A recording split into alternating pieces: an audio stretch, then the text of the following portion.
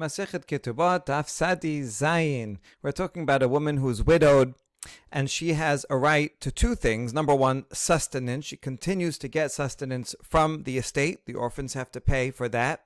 And then eventually she will get the ketuvah payout.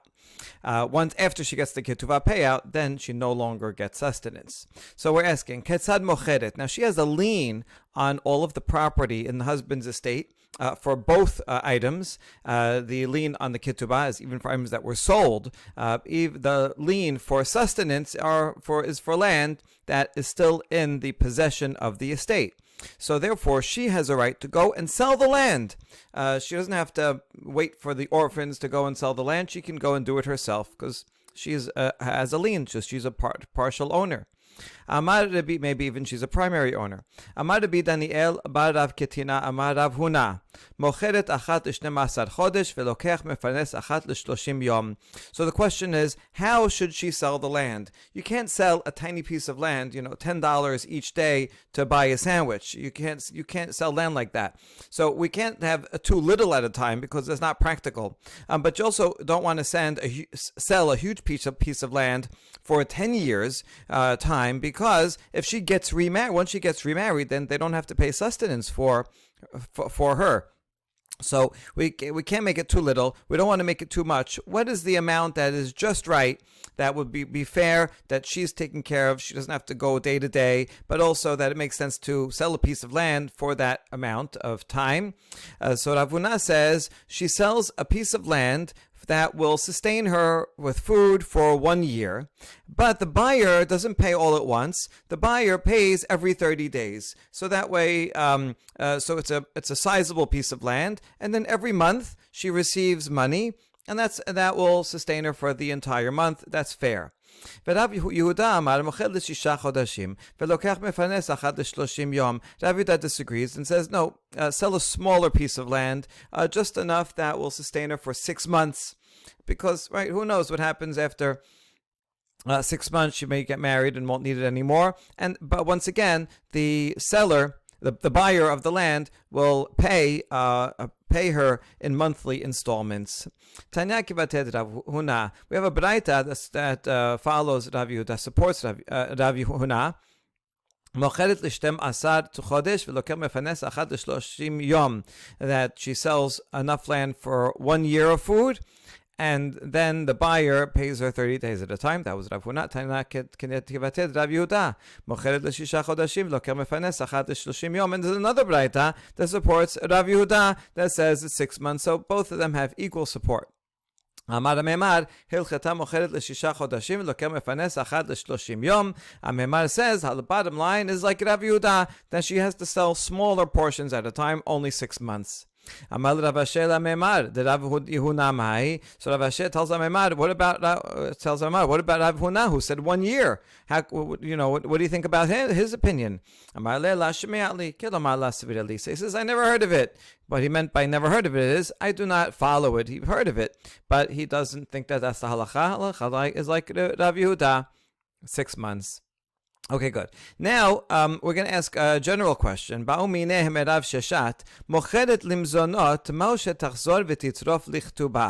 interesting question. If a woman, let's say she sustains herself from the land of the estate for a while, several years.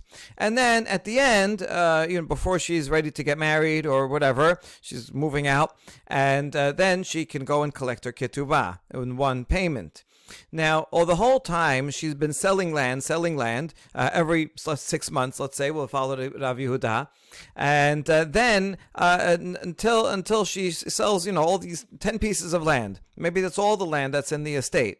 But now she wants to come and get the ketuvah. Now the orphans say, "Oh, we have no more, nothing left, nothing else left in the estate to pay the ketuvah." But here's the thing: she has a lien on all the property. So can she go and repossess one of the pieces of land that she herself sold? So there was 10 pieces of land in the estate. She sold them off one by one every 6 months. And then she says, I want my ketuvah, and she goes to the to the buyers that she herself sold it to and says, I know you paid me, I got the cash, I used it for food, and now I'm repossessing your land to pay the ketubah. So that doesn't seem very fair to those buyers that she herself is going back on the deal. She collects money and recollects the land. But maybe it's fair because she does have a lien on the land. And so if the orphans had sold it to pay, right, so then it would make more sense. All right.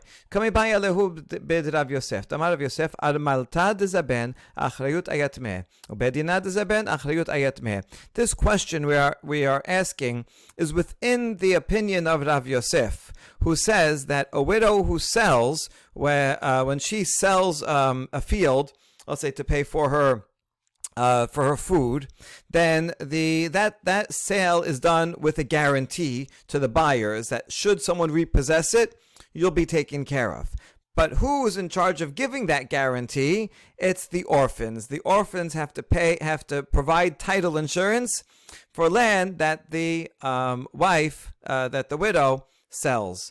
The reason is because really the orphans, as the holders of the estate, it's their responsibility to provide, as part of the ketubah, they have to provide sustenance for the widow. As long as with that what we discussed before, as long as she wants, as long as they want, and so therefore it's their responsibility. Now she has a right to go and sell the land, but she's not responsible to give title insurance to the land if something goes wrong. The orphans have to guarantee it. Similarly, if a Bet Din gets involved, and the Bet Din, as third-party arbitrators, they come and assess it fairly, and they're the ones that sell the land, they can sell it with a guarantee that should it be repossessed, then the buyer doesn't have to worry. But once again, the Bet Din doesn't pay out of pocket. They don't provide the title insurance, but rather the orphans do. Okay, since the orphans do, even though the wife is the one that sold the land, the guarantee is based on the orphans. So therefore, the wife would go, when she's ready to get her ketuvah, repossess the land that she herself sold, and then the buyer would have to go to the orphans and say, hey, you guaranteed the sale, and so you have to pay us. Okay, so we're asking within that opinion, what is the answer? Mai. Kevan dachriut hayat me tarfa o dilma mase amri la nehit achriut alma la kabilat alai al ilavach achriut nafshach mila kabule kabilat. Here's the two sides of it. Is the halacha that the responsibility is upon the orphans, so therefore yes, she can seize the property, right? And she, even though she's the one that sold it to pay for food, now she repossesses it for her ketubah. She has a right to do that. She's not, because she doesn't have to. She didn't guarantee it herself. Go to the orphans and they'll pay you back. Or do you say, even though she does not accept upon herself, the wife, when she sells it, she does not accept upon herself responsibility, right? Because it's the orphans. So yeah, that's true that she will not accept upon herself responsibility should someone else come and claim it. Maybe the husband had a creditor he owed money to, right? So that she says, I'm selling you this land, I'm not responsible if some third party comes and collects it. But a guarantee against herself, does she not take up that upon herself? Surely, right? If she's selling it and says, don't worry, you'll be paid back, the orphans will pay you back, and if any third party should come. But she herself, she should be able to guarantee and say, listen, I'm selling this to you, I'm not going to repossess it. So do the orphans at least have a right to make sure that she doesn't repossess it herself, so that they don't have to pay for it? That's the two sides of the question. Amar le. תניתוה, מוכרת והולכת עד כדי כתובתה, וסמך לה שתגבה כתובתה מן השער, שמנה שיראין לה שירה לה. So Rav Sheshet answers, this is in fact a baraita, because it says that the wife, the widow, can sell land and keep selling until the amount of her ketuvah payment, means she can sell for sustenance until there's enough left in the estate for her ketuvah payment. And then she can rely on that to collect it from what that left over. So you see from here that she can only collect from what's left over. She cannot go back and repossess other land. If there's not enough left over, if she depletes the entire estate with food payments, and she leaves nothing left to her estate, then she won't get paid. So you see from here that she cannot collect from land that she herself sold. Of course, if there was other land that had been sold before, the husband had sold it, she can go after that land, but not the land that she herself sold. She should make sure there's something left in the estate. Okay, hold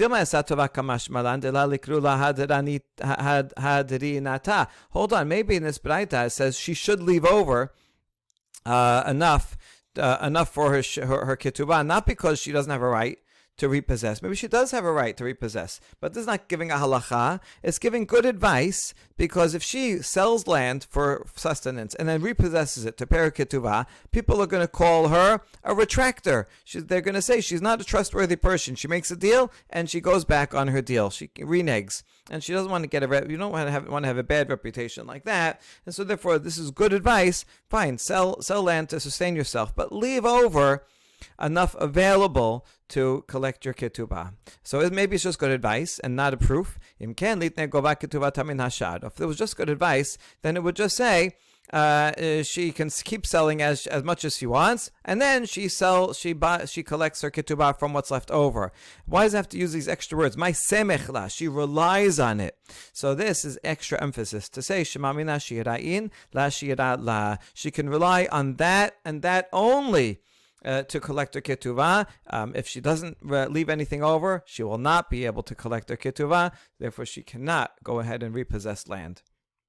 All right, now that we've discussed this question regarding a ketubah payment, that she sells land, can she go back on the deal, basically, and keep the money and also repossess the land? We're going to ask a more general question about sales in general. If someone sells land for a particular purpose, but now they don't need to sell it anymore. They needed cash, but now they don't need cash anymore. Can they go back on the deal?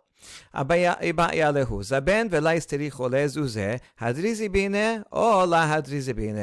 someone really needs money for whatever reason, and so I'm going to sell you this land, and maybe they even say, or it's obvious, that when they're selling the land, they say, okay, here's the land, I really need this money, I have this emergency came up, but then it turns out that they don't need the money, right? The emergency went away. So is the sale reversed? Because it's like kind of like a conditional sale, even if it's an implicit condition. Or once you decide, I'm going to sell you the land, that's it. You have to keep your word, even if the reason why you were going to sell it doesn't apply anymore. That's the question. Here's the answer. Tashema. There was some guy who sold some land to Rav Papa because he needed to go buy some oxen to work on the land. This was investment. He needed the cash. In the end, he didn't need the money. Whatever reason, I don't know, the business deal changed, and so he didn't need the money. So he goes to the papa. This is, I only sold you the land because I needed money for oxen, but now I don't need it. So the papa gave him back the land and took back the money, and he agreed to go back on the deal. So isn't that a proof that yes, you can go back on a deal if the reason why you sold the land doesn't apply anymore? Then you have a right to go and renege on the deal. Isn't that a good proof? No, not necessarily. Maybe the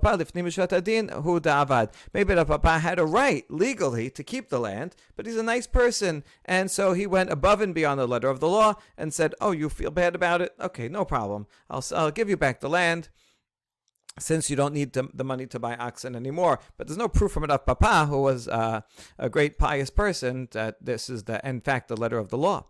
Tashema, next proof.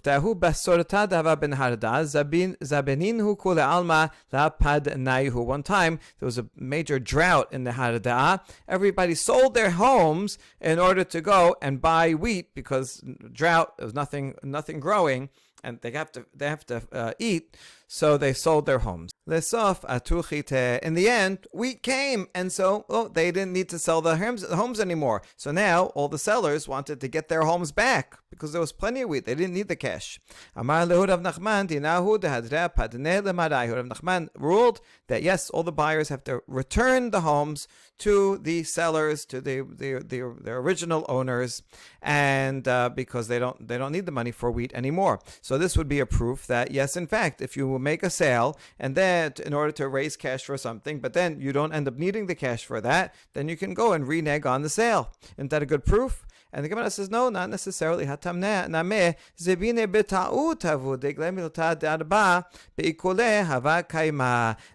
case, at the very time of the sale, there had been a boat already in the harbor, and so since at the very time of sale there was food there, it's not a future event that changes changes what happened before at the time of the sale. Oh, now I don't need it anymore. At the time of the sale I need it, but now I don't need it anymore. That's something changed. But here, at the very time of the sale, this was a mistaken sale. I would never have sold it if I knew that there was a boat right in the harbor full of wheat.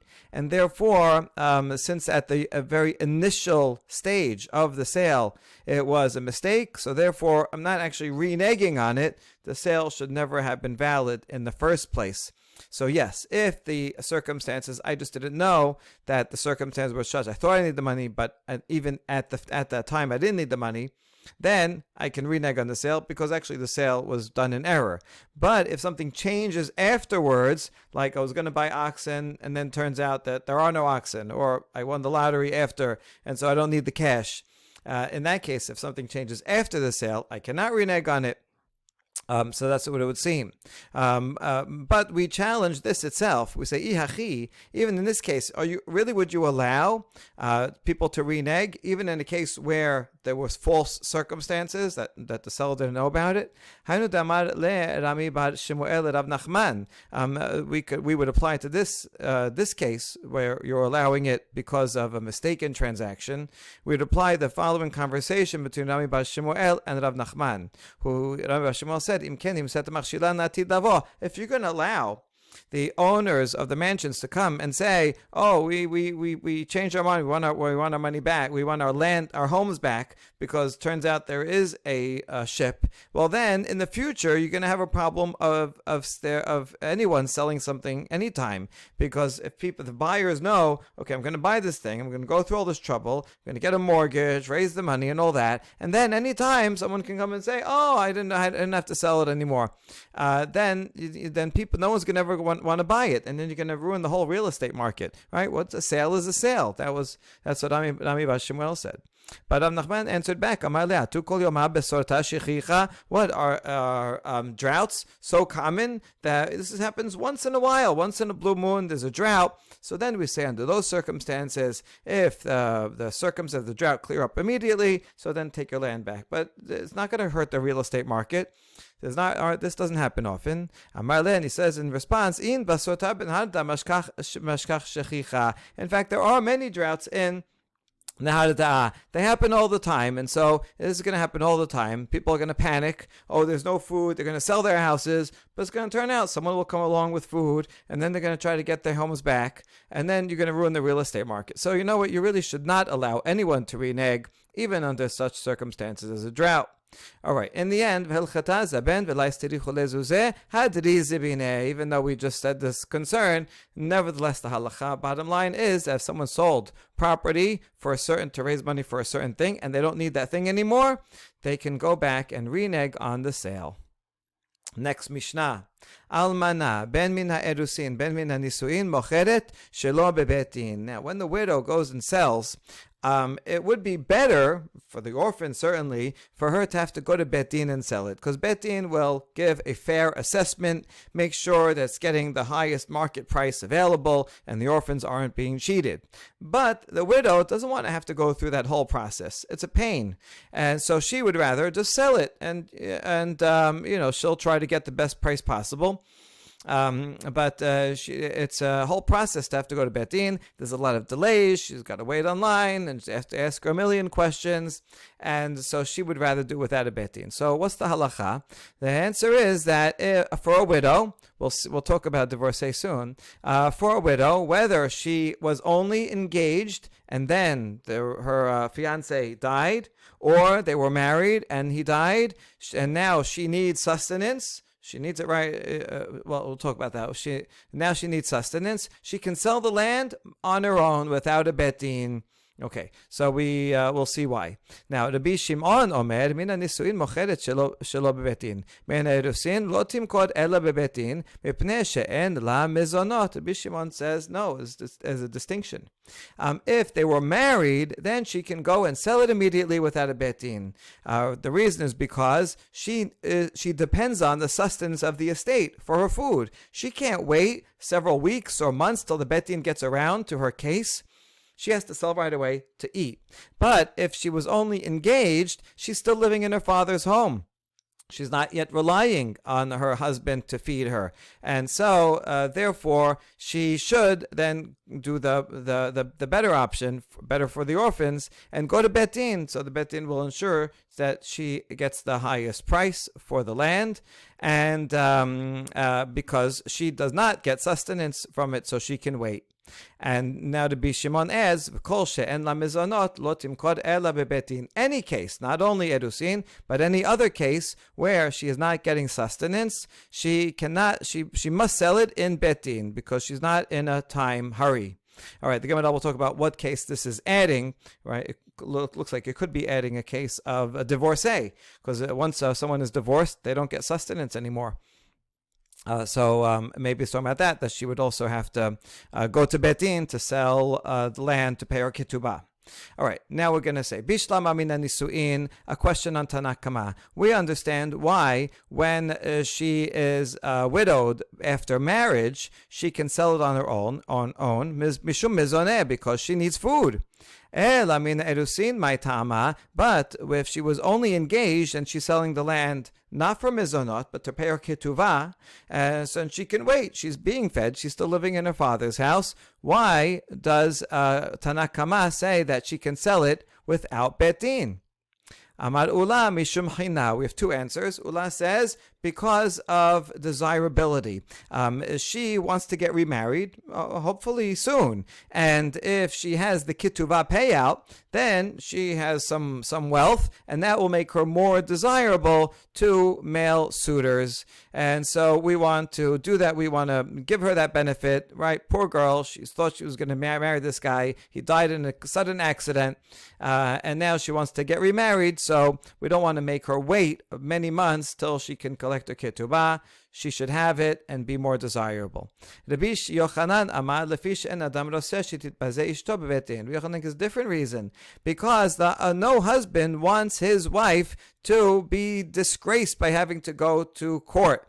Right? It's a pain, waiting online, asking a million questions, checking, not trusting her, all that. And so the husband would say, listen, if you would ask him before he died, right, should you die, are you okay with your wife selling land without a betin? And we're going to trust her that she's going to get a good price for it. He would say, for sure, I don't want my wife to have to go to betin. Even if he dies, he still cares for his wife. And so that's why it doesn't matter from Kiddushin or from Nisuin. A man loves his wife, and she shouldn't have to go through the trouble of betin. Okay, so that's Rabbi Yochanan's opinion. Now, my benaihu, what would be a practical case where there would be a different outcome based on these two reasons? Ika benaihu gerusha. What if she's divorced? According to the opinion, Ula's opinion, that says we want her to be desirable. If she is divorced, she also requires desirability. She wants to get remarried. She went through this divorce, and divorce can also may have a stigma, and she's going to be less desirable to people now that she's divorced. So we want her to be able to collect her ketuvah, so she'll have some wealth, and therefore she'll be more desirable and help her to get remarried. And we don't want to have to delay her collecting that. So that then, even according to for Ula, it doesn't matter if she's a widow or divorcee, she will collect without betin either way. But according to Rabbi Yochanan's opinion, that says a husband says, I love my wife and I don't want to be disgraced by having to go to court. So therefore, if she's widowed, then she should be able to sell it on her own. That's only true if she's widowed. But if they're divorced, usually they hate each other, and so the husband says, "Let her be disgraced in court, right? Let her have to wait all that time and disgrace herself by having to go through the court process. Since they're divorced, he doesn't care, and therefore, if they're divorced, she would have to go to Beit Din in order to sell land to pay her ketubah." All right. Now, Tenan, ugrusha lo timkor ela bebeit din. Now we're going to ask a few questions against ula. One is from the Mishnah that's coming up soon on the bottom of this very page. It says a divorcee has to sell land in Beit Din. If she wants to collect her ketubah, she has the right to sell land. She still has a lien on the husband's land. The husband, let's say, is alive, and she has a lien on it. She can go and sell it, but she has to go to Beit Din. Now, why would this be?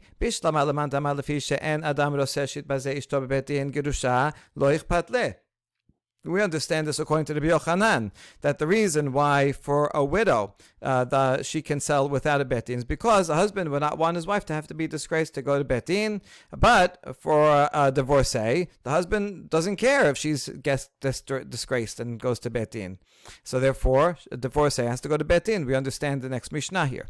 But according to Ula, that we talk about desirability, a divorcee also requires more desirability, even more than the widow, and so we should also be nice to her and not require her to go to Beit Din and wait all that time. She wants to be desirable and marry as soon as possible. So how could Ula explain the next Mishnah? And the answer is Hamaneh. The next Mishnah, Rabbi Shimon, he is a continuation of the opinion of Rabbi Shimon, right? Rabbi Shimon was the second opinion here in our Mishnah, and so the next Mishnah is also his opinion. He's the one that said that only after nisuin she can sell it without Beit Din, but after erusin she has to go to Beit Din. The reason here is because if after erusin she's not getting sustenance, she's only collecting a ketuvah. So you have enough food. You have food from elsewhere, and so there's no rush. And that would apply to a divorcee also. A divorcee does not get sustenance from her husband anymore. She's only there to pick up, to collect her ketubah. And just like an arusa will wait, so to a gerusha will wait. And so, according to Ula, he can explain that next Mishnah as being the opinion of Rabbi Shimon. But we ask, Rabbi Shimon, Hatana leresha min harusin lo timkor. Hold on, if the Sefa, the next Mishnah, is Rabbi Shimon, but we already know that from the Mishnah we just read. Since Rabbi Shimon says someone who's a widow from betrothal, she has to sell it in court because she's receiving no sustenance, we can figure out ourselves that same thing applies to a divorcee who also does not receive sustenance. You don't need another Mishnah to tell me that. No, I have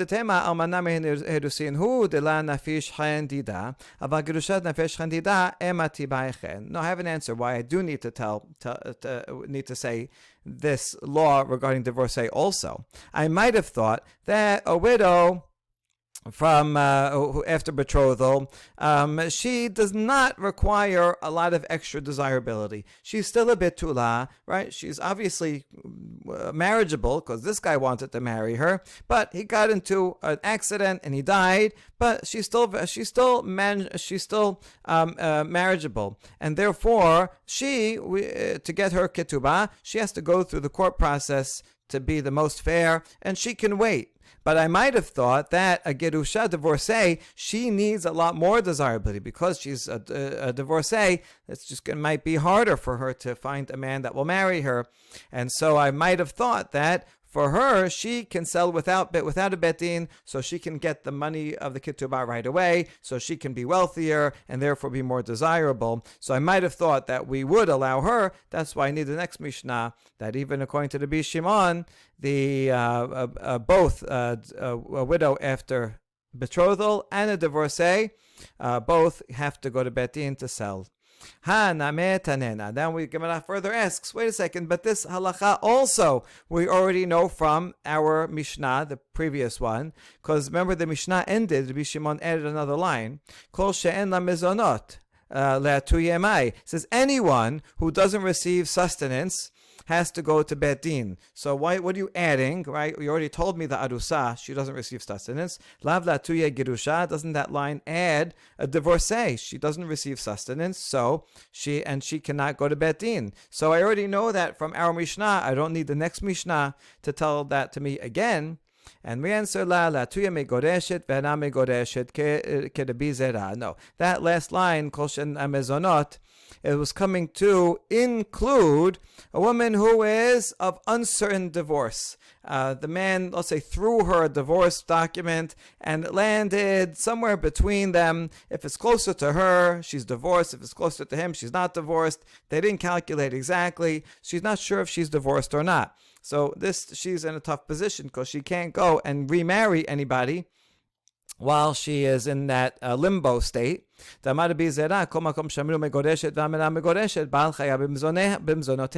Because she cannot go remarry anybody else. So the rabbi said that the husband is required to give her sustenance, even though they may be divorced, but maybe they're not divorced. So the husband, until they can clarify what happened or give another divorce, he has to provide sustenance to her. So that is a case where she does get sustenance, and therefore she would be able to sell land without Bet Din. And so that was that last line, that only someone who doesn't get mizonot has to sell in Bet Din, but someone who's half and she's not sure if she's divorced or not, because she does get sustenance, she can't sell without Bet Din. Okay, so we figured all that out, and Ula answered that question. Last challenge to Ula, who said because of Achina, Tashema, כשם שמוכרת שלא בבית דין, כך יורשיה יורשי כתובתה מוכרים שלא בבית דין. So this Baraita says that just like a widow sells not in court, right? She can sell it on her own. Also, if she dies and her heirs then they have the right to collect the ketubah. That means that would be her children from a previous marriage, or if she doesn't have sons, her daughters, or if she doesn't have any children, it would be her family, her father, her sibling. They would also have a right to collect the ketubah from liened land, and they can sell it, mochrim shelo bet din, they could sell it without bet din. Now let's analyze this. Bishlam adam lefi she'en adam roseh shititpazeh ishto bet din, kechdi la nichale tititpazeh, yoshen ameh la nichale ledeli bazu.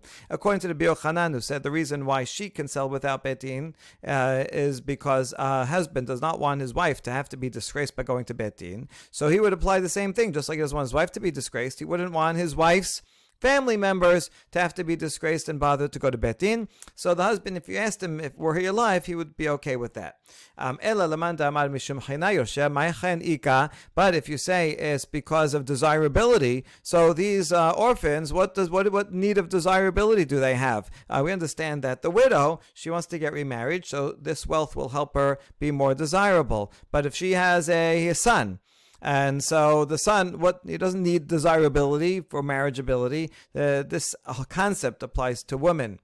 So the answer is Targema Ula kegon sheyirashtaha pita or achota. So for example, let's say she has no sons, but rather a daughter or a sister who's going to be inheriting. And so the idea is that women have a harder time finding a mate, and therefore they need this extra money to be more desirable.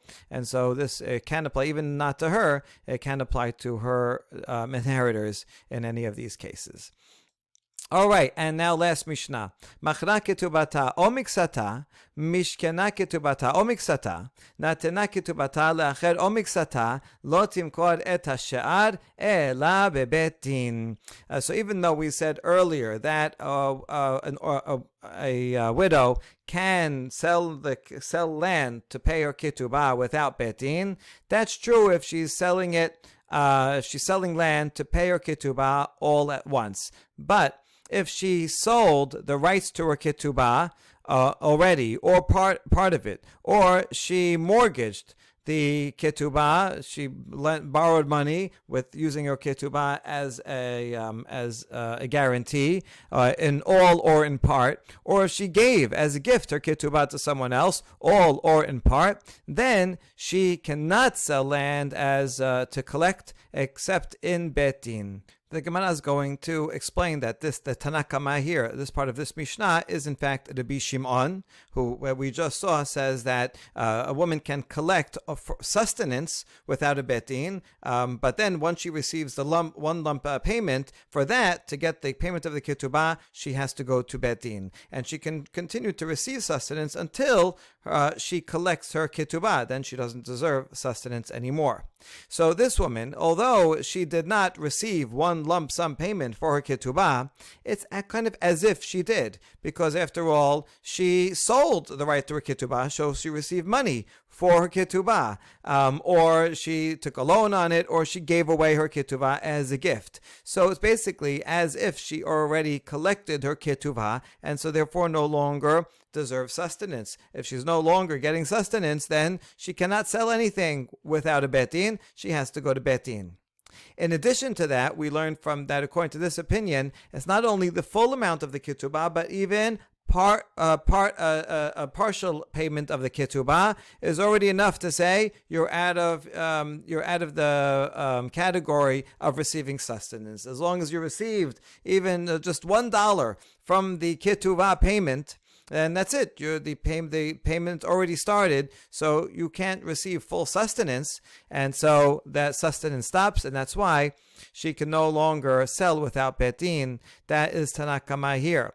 חכמים אומרים, מוכרת היא אפילו 4 ו5 פעמים ומוכרת למזונות שלא בדין, וחותמת למזונות מכרתי. חכמים say she can sell even 4 or 5 times, meaning she can sell a part here, a part there, and I'm collecting this part for my mizonot. Even if she receives partial payment for her ketubah, that's it. She can keep on selling outside of Bet Din until she gets the full ketubah payment. And she should or must write that we saw with this already was explained yesterday, that it's a good advice for her to write that this is for mizonot. When she sells the land, if she's using it for sustenance, she should say so that the orphans don't come and claim, oh, you already received the ketubah payout. That's it. We're done with you. Right? So no, this is not my ketubah payout. If she's using it for sustenance, she should be able to prove that that is so. And so that way she can keep collecting until the last dollar of the ketubah is paid. She can continue selling without a Bet Din. So that's a fundamental difference between Tanakama and Chachamim. And the last line, which we discussed already, Ugrusha lo timkod ela beBet Din, a divorcee, because she does not get sustenance, so she can wait. So she sells not in a Bet Din. And that would be the opinion of Rabbi Shimon. So we ask, the Tanakama here, Matnitin Maneh, Rabbi Shimon he must be this Rabbi Shimon in the following Baraita, who talks about partial payment of the ketubah. Detanya, Machra ketubata, Mishkena ketubata, Asta ketubata potiki le'acher, en la mezonot ibre Rabbi Meir. If a woman sells the right to collect her ketubah, so she got money, right? It's like cashing out, or if she mortgaged it, or used it as a repayment for something else, like she gave the ketubah to repay a loan that she had. She can no longer collect sustenance because she got her payout, although it was indirectly, not directly from the orphans, but it's the same thing according to the Rabbi Meir, but that's only if she got the full payout. Rabbi Shimon Omer, אף על פי שלא מכרה ולא משכנה כתובתה, אלא מחציתה איבדה מזונותיה. Rabbi Shimon says not only if she sold or mortgaged the entire amount of the ketubah, even if only a part of it, only half of it. I said $1 before, okay, maybe half. Then she already lost her right to collect mezonot. So we see Rabbi Shimon, who says partial payment already gets her out of the category of receiving sustenance. He is Tanakama here, also emphasized miksata, that she can no longer receive sustenance.